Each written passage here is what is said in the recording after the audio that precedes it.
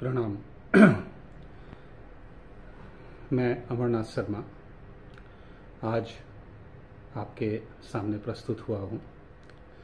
नाट्य शास्त्र आधारित मराठी संगीत नाटक के प्रारंभिक ग्रामोफोन रिकॉर्ड्स या फोनोग्राफ रिकॉर्ड्स के विषय में चर्चा करने के लिए।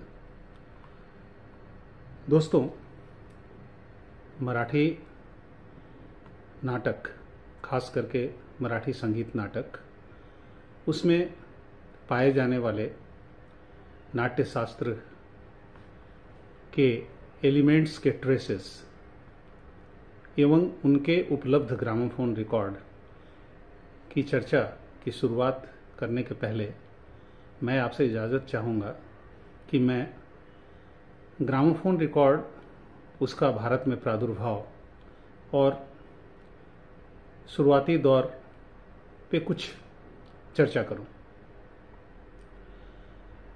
1902 में विलियम फ्रेडरिक गैसबर्ग, जो ग्रामोफोन एंड टाइपराइटर लिमिटेड के साउंड रिकॉर्डिस्ट थे, उनका आगमन कलकत्ता में होता है और 1902 के अंत में उन्होंने कलकत्ता में रहकर भारतीय संगीत और विभिन्न विधाओं की साउंड रिकॉर्डिंग की शुरुआत की और वो सारे रिकॉर्ड्स शुरुआती दौर के 1903 से मार्केट में उपलब्ध हुए।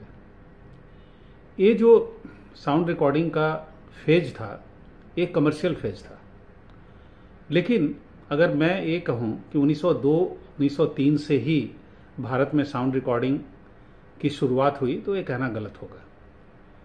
उसके पहले 1878 में जब थॉमस एल्वा एडिसन ने साउंड रिकॉर्डिंग टेक्नोलॉजी का पहली दफ़ा इजाद किया, तो साउंड रिकॉर्डिंग के लिए जो रिकॉर्ड थे वो सिलेंडर नुमा हुआ करते थे और सिलेंडर एक हॉलो सिलेंडर के रूप में हुआ करता था, जिसके बाहरी सतह पे वैक्स की कोटिंग होती थी और उस वैक्स पे साउंड रिकॉर्डिंग के इंडेंचर्स बनते थे, जिन्हें घुमाकर जब बजाया जाता था तो आवाज़ निकलती थी और इस सिलेंडर को हम फोनोग्राम कहते थे।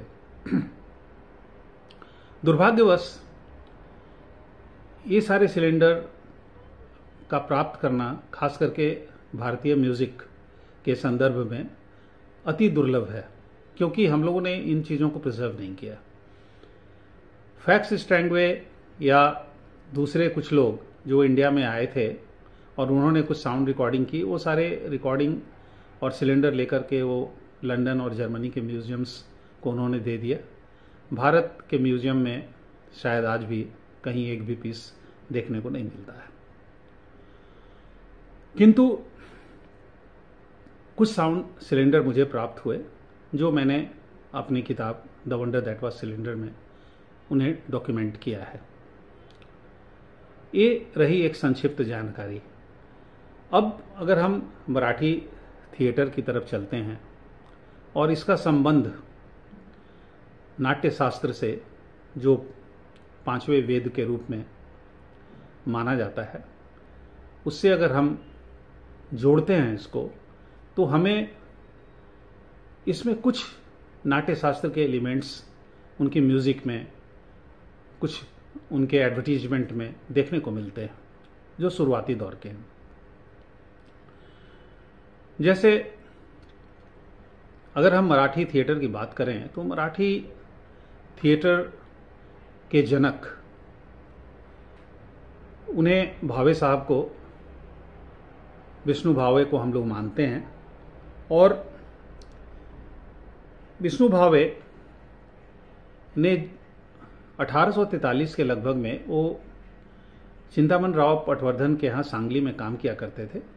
चिंतामन राव पटवर्धन को एक कर्नाटक ड्रामा को देखने का मौका मिला और उससे प्रभावित होकर उन्होंने विष्णु भावे और विष्णुदास अमृत भावे को भी कहा कि वो भी कुछ ऐसा मराठी में करें।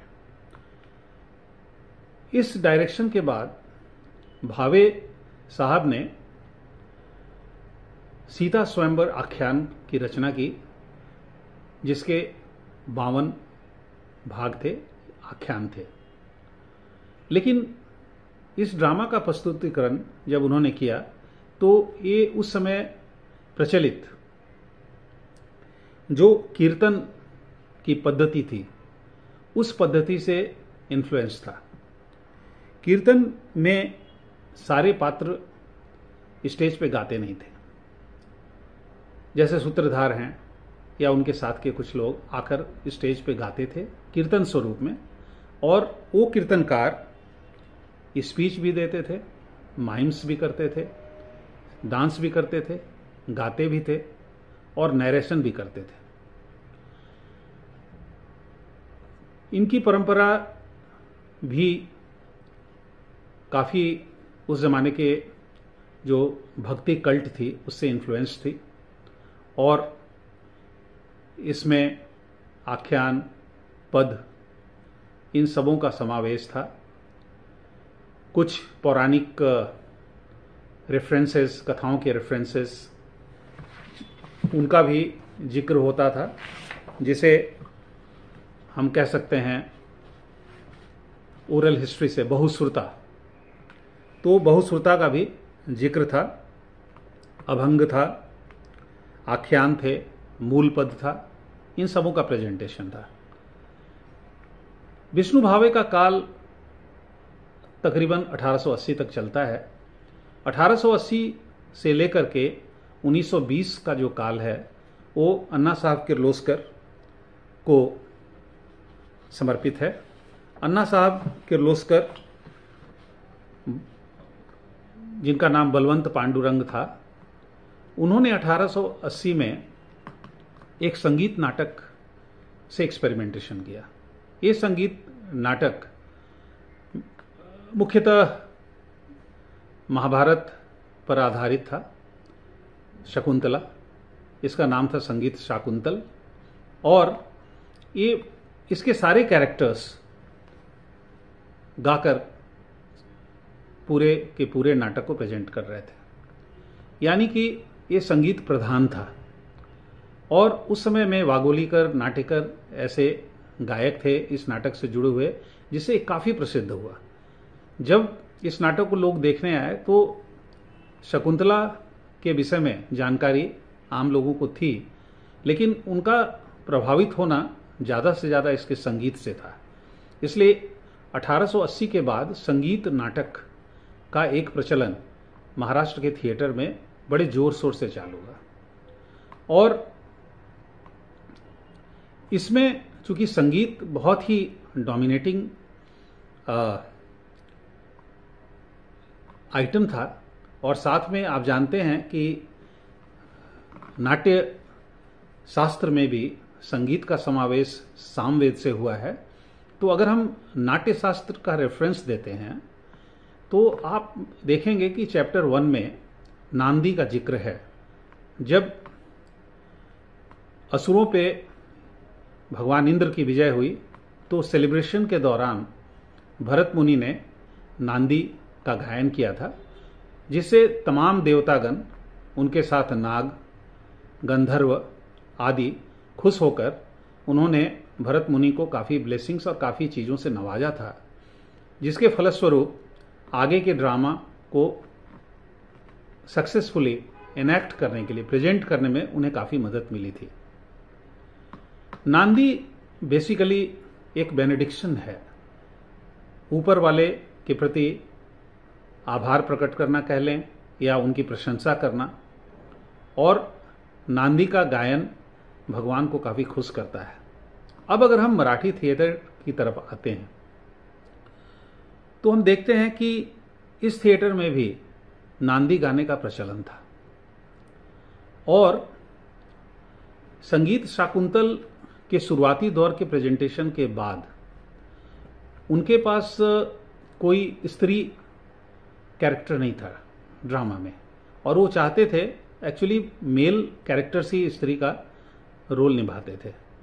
तो उन्होंने एक ऐसे कैरेक्टर की सर्च की जो गाने में भी बहुत ही निपुण था और स्त्री का रोल भी कर सकता था। पहले ये रोल एक मजूमदार साहब किया करते थे, लेकिन उनसे किर्लोस्कर खुश नहीं थे। अतः बड़ौदा में उन्हें एक पात्र मिला, लक्ष्मण राव। इनका बाद में हम इन्हें भाऊराव कोल्हटकर के नाम से जानते हैं। शाकुंतल में भाऊराव कोल्हटकर, एक्चुअली भाऊराव कोल्हटकर के पिताजी कीर्तनकार थे, इसलिए भाऊराव म्यूजिक में काफ़ी ट्रेंड थे और उनकी आवाज़ भी अच्छी थी, जो किर्लोस्कर को पसंद आई और किर्लोस्कर नाटक में उन्होंने अपना योगदान देना शुरू किया। अब आप जैसे देखेंगे कि नांदी का जिक्र नाट्यशास्त्र में मुख्यतः और लगभग पहले गीत के रूप में आता है, उसके पहले चैप्टर में। तो आज अगर हम साउंड रिकॉर्डिंग की बात करें तो नांदी का एक गीत महाराष्ट्र के थिएटर का एकमात्र बचा हुआ सबसे पहला संगीत है। आप पूछेंगे कैसे? 1901 में भाऊराव कोल्हटकर का देहांत हो गया था और जैसा कि मैंने आपको पहले बताया कि साउंड रिकॉर्डिंग कमर्शियली इंडिया में 1902 में उसकी शुरुआत हुई।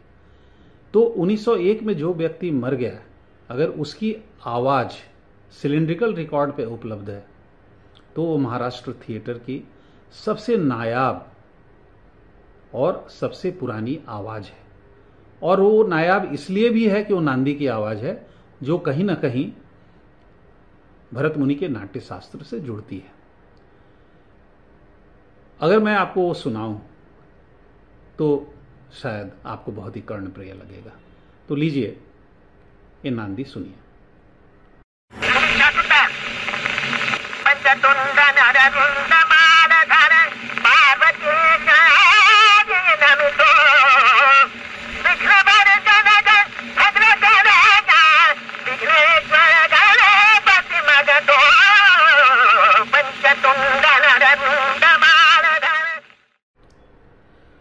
नांदी के बाद जब हम आगे बढ़ते हैं तो और भी क्या कुछ ऐसे एलिमेंट हैं जिनको हम ट्रेस कर सकते हैं।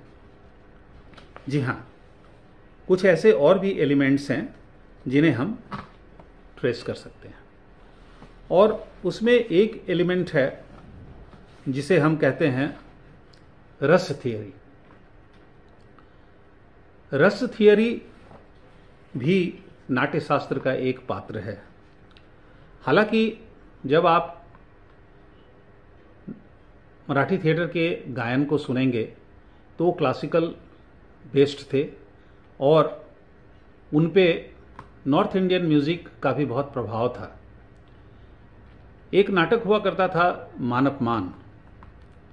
उस मान अपमान में लगभग 54 सॉन्ग्स थे, जिसमें तकरीबन 21 गाने उस समय में बाल गंधर्व जो नारायण श्रीपाद राजहंस थे उनके गाए हुए थे और बहुत सारे गाने उन्होंने उस जमाने में गौहर जान, मलका जान, जोहराबाई ऑफ आगरा और ठुमरी सम्राट मोइजुद्दीन खान के गाने के स्टाइल से को इमिटेट करके उन्होंने गाया था।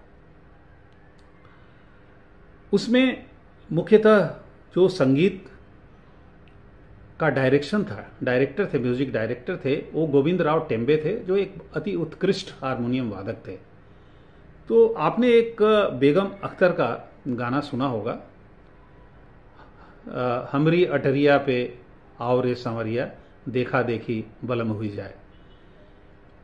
इसी तरह का, इसी स्वरूप का एक गायन गोविंद राव टेम्बे ने शुरुआती दौर में बजाकर मान अपमान के ऑथर को सुनाया था, जिससे वो प्रभावित होकर उन्होंने उसके म्यूजिक डायरेक्शन को उन्हें दिया था। तो अगर आप मराठी ड्रामा की जो संगीत नाटक की परंपरा है, इसके गायन को सुनेंगे तो ये बहुत ही कर्णप्रिय है। अगर मैं यहाँ पे क्लैरिफाई करूँ कि मान अपमान उस समय के सामाजिक स्थिति को दर्शाता था, basically social discrimination, caste based. यहाँ एक चीज़ मैं आपको बताना चाहूँगा कि ड्रामा हर समय, हर वक्त, हर काल में समाज का एक दर्पण रहा है। ये पूर्व घटित घटनाओं पर आधारित रहा है, जो घटनाएं बीत रही हैं उस पर आधारित है, और जो आने वाली जो आने वाला वक्त है उसमें क्या कुछ हो सकता है, इसका प्रेडिक्शन और उसके विषय में समाज को वार्न भी करता है। इसका क्लासिक एग्जाम्पल अगर आप भरत के नाट्य शास्त्र में जाएंगे तो पहला ड्रामा जो देव और दानवों का युद्ध था, ये उस समय की सामयिकता से गवर्न था। महाराष्ट्र थिएटर में भी 1880 के बाद जो भी ड्रामा हुए, जैसे मैंने आपको शाकुंतल बताया, उसके बाद एक और ड्रामा था जो सुभद्रा था, सौभद्र, संगीत सौभद्र, ये दोनों महाभारत से लिए गए थे। तीसरा ड्रामा जो किर्लोस्कर ने अभिमंचित किया था वो राम राज्य वियोग था। अभी एक प्रश्न यहां पे आपके दिमाग में भी उठता होगा कि शुरुआती दौर में ये सारे ड्रामाज माइथोलॉजिकल थीम्स पे ही क्यों थे और इसकी सामयिकता कैसे हो सकती है। एक्चुअली माइथोलॉजिकल थीम्स के ये जो ड्रामा थे वो बहुत ही सामयिक थे और उस समय में भारत के जो फ्रीडम मूवमेंट से एक तरह से जुड़े हुए थे। अंग्रेज जब उन्होंने हम लोगों पे रूल करना शुरू किया तो उनके दिमाग में एक बात थी कि हम इंडिया को सिविलाइज करने आए, there was a civilising mission. तो उन्होंने शेक्सपियर को इंट्रोड्यूस किया और शेक्सपियर के तमाम ड्रामा और शेक्सपियर स्टडी को उन्होंने इतना ज़्यादा महत्व दिया कि वो सारे स्टडी बहुत ही जगह पढ़ाए जाने लगे। इवन इंडियन सिविल सर्विस में शेक्सपियर का जो स्टडी था वो कंपलसरी था। हमारे यहाँ बहुत सारे ऐसे ड्रामा पारसी मंच पे या बंगाल थिएटर में अभिमंचित किए गए और उनकी रिकॉर्डिंग भी मिलती है जो शेक्सपियर के ड्रामा के ट्रांसलेशन थे। जैसे खूने नाहक कह लें आप, बंगाल में हैमलेट का ट्रांसलेशन था हरिराज। इस तरह के तमाम ड्रामा थे और उनके रिकॉर्ड्स भी आज उपलब्ध हैं। ये सारे रिकॉर्ड वही 1900 से 1910 के बीच में बने हुए थे।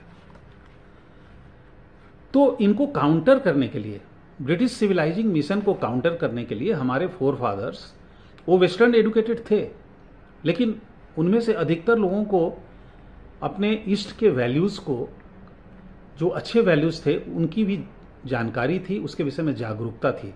तो उन्होंने एक कल्चरल सिंथेटिक अप्रोच लिया कि best of the west and best of the east को मिला करके हम आगे चलें। इसके विषय में मैं आपका ध्यान एक सेइंग की तरफ अट्रैक्ट करना चाहूंगा। राजा राम मोहन रॉय के विषय में एक कहा जाता है कि कलकत्ता में उनके दो निवास स्थान थे। एक में एवरीथिंग वॉज वेस्टर्न बट राजा राम मोहन रॉय और दूसरे में एवरीथिंग वॉज ईस्टर्न बट राजा राम मोहन रॉय। यानी कि कहने का तात्पर्य यह है कि हमारे पूर्वज इंडिया के कल्चरल वैल्यू और उसकी अच्छाइयों से पूर्ण रूपेण अवगत थे और वेस्टर्न स्टाइल को ब्लाइंडली इमिटेट नहीं कर रहे थे। इसलिए अंग्रेजों के सिविलाइजिंग मिशन को काउंटर करने के लिए हम लोगों ने कालिदास के नाटक को इंट्रोड्यूस किया और उससे शेक्सपियरियन ड्रामास को काउंटर करने की कोशिश की।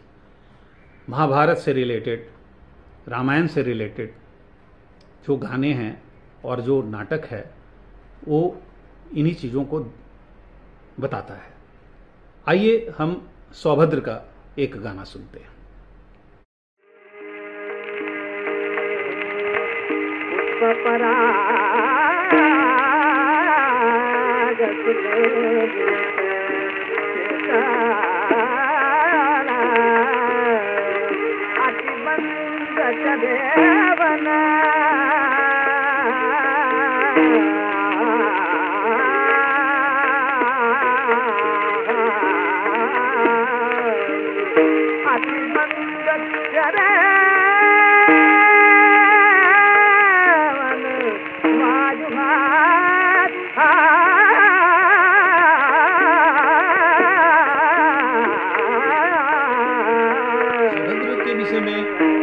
एक और जो सामयिकता है जो मैंने आपको बताया, इसका रेलेवेंस क्या था। वैसे तो ये अर्जुन और सुभद्रा के बीच की कहानी के चारों तरफ घूमता है, लेकिन उस समय में चूंकि बाल गंगाधर तिलक आर्यभूषण प्रेस से उनके लिखे हुए एसेज आदि आदि छपा करते थे, तो सौभद्र के शो से कमाया गया पूरा का पूरा पैसा किर्लोस्कर ने आर्यभूषण प्रेस को दान कर दिया था।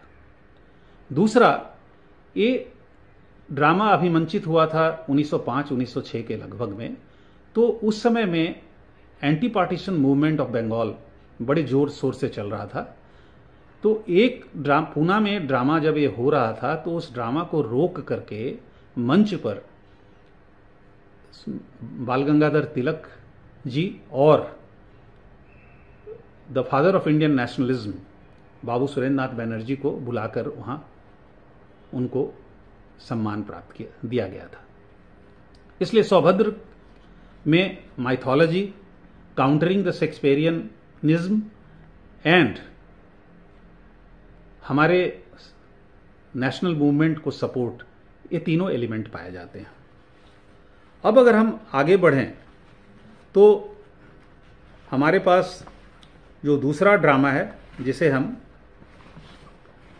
मेंशन करना चाहेंगे वो है संगीत पटवर्धन। संगीत पटवर्धन भी उस समय की सामयिकता से जुड़ा हुआ था। इसका अभिमंचन लेखन गोविंदराव टेम्बे जी ने किया था। पट होता है वस्त्र, वर्धन का अर्थ है बढ़ाना। आपको याद होगा कि द्रौपदी के चीरहरण में श्री कृष्ण भगवान ने उनका वस्त्र उनको प्रदान किया था ताकि उनकी लाज बची रहे।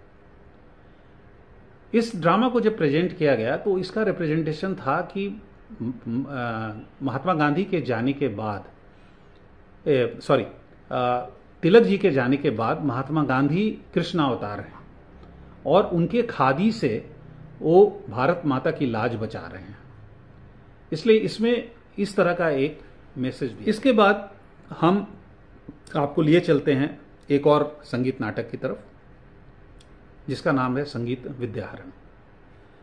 संगीत विद्याहरण एक माइथोलॉजिकल थीम है जो इस चीज को इंगित करता है कि कच्छ और देवयानी की प्यार कथा है। कच्छ बृहस्पति ऋषि के पुत्र थे जो शुक्राचार्य, जिनकी पुत्री देवयानी थी, के पास कुछ ऐसी गुप्त विद्या सीखने गए थे जिससे मरे हुए व्यक्ति को भी जिलाया जा सकता है। तो ये छुपकर जो विद्या सीखी जानी थी, ये इसका विषय वस्तु था। अब मैं जिक्र करूंगा संगीत शारदा का। इसका भी उस समय के सामाजिक स्थिति से काफी जुड़ाव रहा है और मैसेज रहा है। इसमें जो उस समय जो जिस बात को उठाया गया था वो था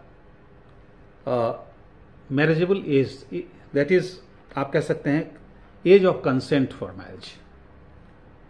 ये 1891 का एक एक्ट था और बाल विवाह की प्रथा थी, उसके विरुद्ध समाज में काफी आक्रोश था। इसलिए 1929 के लगभग में राय साहब शारदा ने उनके नाम पे एक एक्ट बना जिसे शारदा एक्ट कहते हैं, आप सभी जानते होंगे। लेकिन चूंकि ये विषय संगीत शारदा में उठाया गया था, वहां पे हम शारदा SARDA लिखते हैं, यहां शारदा SHARDA है। तो बंगाल में, महाराष्ट्र में इसे, पूरे दुनिया में, इंडिया में इसे शारदा एक्ट कहा जाता था, महाराष्ट्र में इसको शारदा एक्ट कहा जाता था। मतलब ड्रामा का इतना इन्फ्लुएंस था। इसका भी एक प्रस्तुतिकरण बाल गंधर्व की आवाज में आप सुनिए।